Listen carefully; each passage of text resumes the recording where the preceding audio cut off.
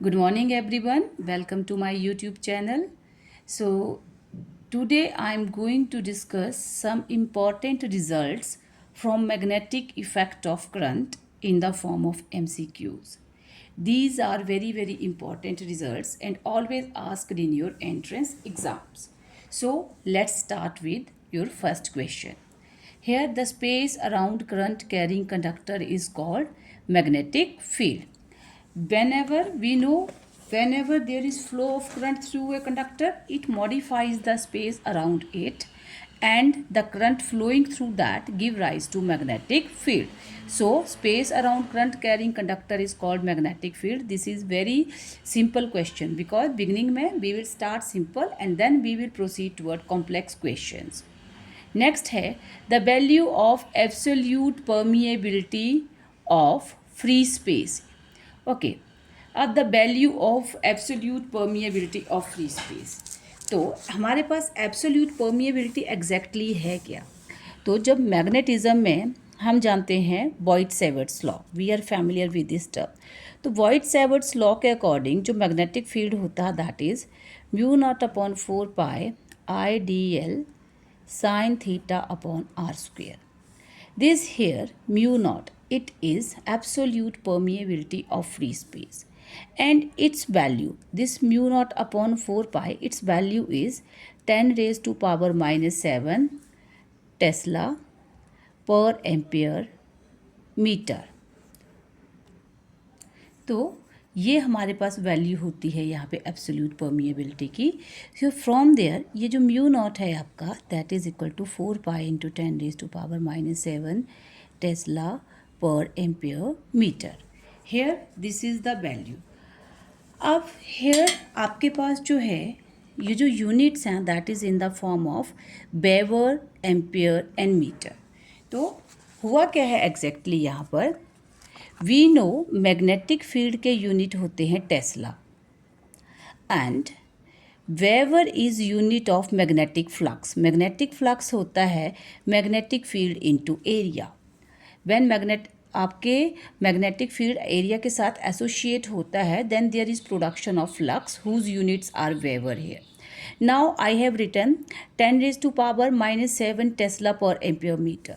Now from here यहाँ पे आपके जो वेवर है that is tesla metre square. Area के यूनिट है आपके मीटर स्क्वेयर. सो टेस्ला जो है that is waiver per metre square. When you will put these here तो आपके पास म्यू नॉट अपॉन देखो 4 पाई बन गया 10 raised to power minus 7 weber per metre square per ampere metre. So ये आ गया 10 raised to power minus 7 weber per ampere per metre. So here is your option weber per ampere per metre. यहाँ पे तो आपके absolute permeability के units आए ये. देन नेक्स्ट जो क्वेश्चन है आपका question third, 1 tesla is equal to, तो 1 टेस्ला जो है आपके पास that is equal to weber per metre square, because I already mentioned flux is equal to field into area. Flux के यूनिट हैं वेबर, एरिया के टेस्ला, सॉरी इसके magnetic field के टेस्ला एंड एरिया के metre square. So your 1 tesla is equal to weber per metre square. These are simple questions यहाँ पर but very important. Then question 4 है आपका the value of magnetic field at the center of the circular loop. I have already explained its derivation in my previous lecture. So from there we came to know that the value of the magnetic field at the center of circular loop that is equal to mu naught upon 4 pi 2 pi I upon A. This is the value of the magnetic field at the center of circular loop and you should remember this value. आपको ये frequently learn होनी चाहिए. Then magnetic field at a point on the axis of circular loop. Now this is the magnetic field at a point on the axis of circular loop. तो circular loop की axis के ऊपर आपको you have to find out the value of magnetic field at a point P on the axis of circular loop. So I have also explained theoretical part of this derivation. तो जो इसका result है यहाँ पे that is V is equal to mu naught upon 4 pi 2 pi I a square upon a square plus x square raise power 3/2. Then next question है magnetic field due to a straight current carrying conductor. Okay, in my previous lecture from magnetism I have also explained this derivation. So magnetic field because of a straight current carrying conductor, that is mu naught upon 4 pi I upon a sin alpha plus sin beta, and this is our result. Then next question है हमारे पास question number 7. Magnetic field due to a straight current carrying conductor of infinite length. Now here हमें चाहिए magnetic field due to a straight current carrying conductor of infinite length. अब जो conductor है उसकी जो length है, जो करंट कैरिंग कंडक्टर है, that is of infinite length. तो इनफाइनाइट लेंथ के कारण जो हमारे पास मैग्नेटिक फील्ड की वैल्यू आती है, that is v is equal to mu naught upon 4 pi 2 I upon A. तो ये जो टॉपिक जो है I have explained in my previous lecture. Theoretical part में मैं इसको एक्सप्लेन कर चुकी हूँ. Here this is the final result. Then next है magnetic field due to straight current carrying conductor of finite length. पहले मैंने कहा स्ट्रेट करंट कैरिंग कंडक्टर है जो है that is of infinite length. अब आपका जो स्ट्रेट करंट कैरिंग कंडक्टर है that is of finite length. तो फाइनाइट लेंथ का स्ट्रेट करंट कैरिंग कंडक्टर है and we have to calculate its magnetic field due to this straight current carrying conductor. तो इसकी value जो है हमारे पास that is equal to mu naught upon 4 pi I upon A. This is the value of magnetic field due to straight current carrying conductor of magnetic field. ये drive कहाँ से हो रही है वैल्यूज़? क्योंकि देखो ऑलरेडी जो है हमने कहा है मैग्नेटिक फील्ड जो होता है because of a straight current carrying conductor, वो सिंपल वैल्यू है mu naught upon 4 pi I upon A sin alpha plus sin beta. This is the value of magnetic field due to a straight current carrying conductor. But जब हम बात कर रहे हैं कि आपका जो कंडक्टर है that is of infinite length, infinite length का है तो अल्फ़ा भी 90 डिग्री एंड बीटा भी हम 90 डिग्री लेंगे because that is of infinite length. तो वो एक्सटेंड हो रहा है बोथ साइड इन्फिनिटी तक, इनफाइनाइट लेंथ है. So that's why we will substitute the value of both the angles alpha beta जो कि ऑब्जर्वेशनल पॉइंट के साथ एंगल सबटेंड करते हैं. एक्सट्रीम एंड्स हैं, ये एक्सट्रीम एंड्स हैं कंडक्टर के जो हमारे ऑब्जर्वेशनल के पॉइंट के साथ अल्फ़ा एंड बीटा इस तरह से इनफाइनाइट लेंथ है. ऑब्जर्वेशनल पॉइंट होगा उसके साथ एक्सट्रीम एंड से वो एंगल सबटेंड करेंगे तो हमारे पास ये रिजल्ट आता है. But when it is of infinite length तो हम ये अल्फ़ा एंड बीटा 90 डिग्री लेते हैं. So when you will substitute तो मैग्नेटिक फील्ड आपके पास आता है म्यू नॉट अपॉन 4 पाई आई अपॉन ए साइन 90 प्लस साइन 90 2, तो 2 आई अपॉन ए. लेकिन अब हमने कहा अगर ये फाइनाइट लेंथ है इसकी, if this conductor is of finite length है तो इट मीन्स वन एंगल हम 90 लेंगे and second angle we will substitute 0 because that is of finite, infinite नहीं है, फाइनाइट लेंथ का है. तो हम वन एंगल को 0 सब्सटीट्यूट करेंगे.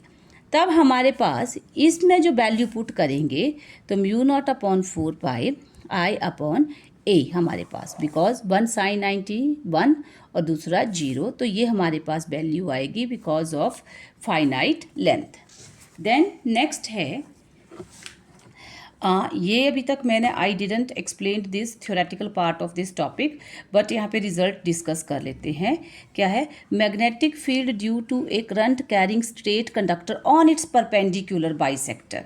अब ये एक स्ट्रेट करंट कैरिंग कंडक्टर है and this is its perpendicular bisector. Perpendicular bisector means which is bisecting equally इस कंडक्टर को दो पार्ट्स में डिवाइड कर रहा है. और ये परपेंडिकुलर बाइसेक्टर कैसे है? बिकॉज ये जो आपका स्ट्रेट करंट कैरिंग कंडक्टर है यहाँ पर इसका जो प्लेन होगा मे बी हम ले लेंगे बाईजेड प्लेन है जो भी है, और ये जो P है that is on the perpendicular plane, इस कंडक्टर के परपेंडिकुलर प्लेन पे ये P पॉइंट है, तो that's why it is perpendicular bisector इसलिए कि ये बाइसेक्ट कर रहा है दोनों को। तो जो परपेंडिकुलर बाइसेक्टर के कारण हमारे पास रिजल्ट आता है that is mu naught I L upon 2πd 4/d square plus L square.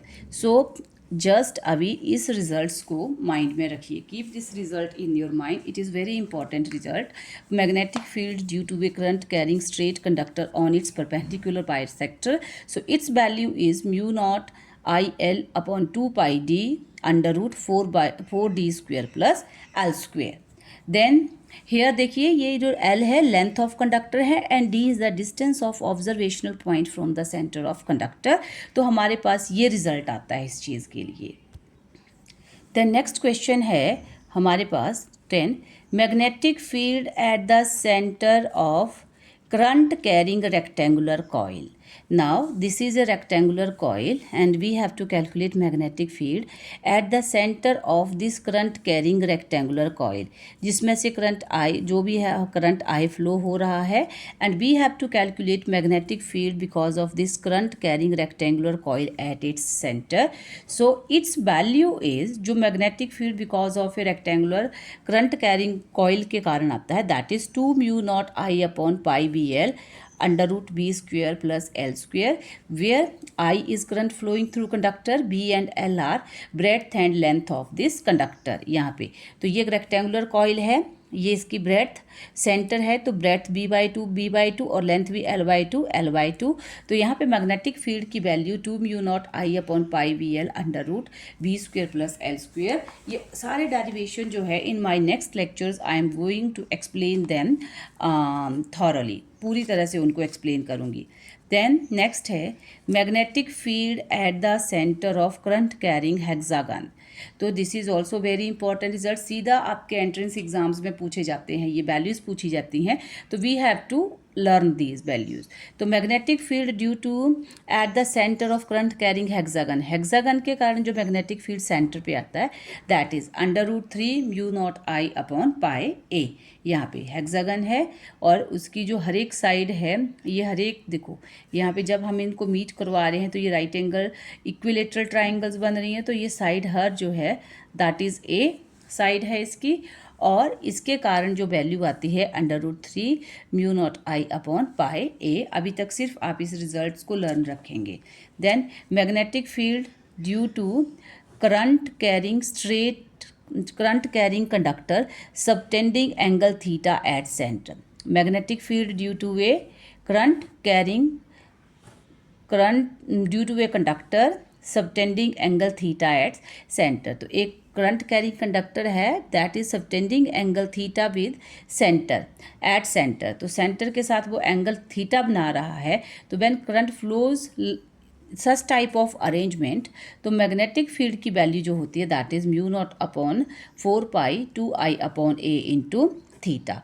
ये सारे ही रिजल्ट्स हैं and these are very very important results, और हमें ये आने चाहिए because while for solving all the numericals related with this magnetic field, such type numerical बहुत ज़्यादा आते हैं आपके एग्जाम्स में, तो सीधा वहाँ पे पूछा जाता है कि current flowing through a conductor subtending angle this, then find the value of magnetic field. तो वहाँ पे मेंशन करते हैं कि whether angle is 30 degree 60 degree 90 degree और समथिंग एल्स।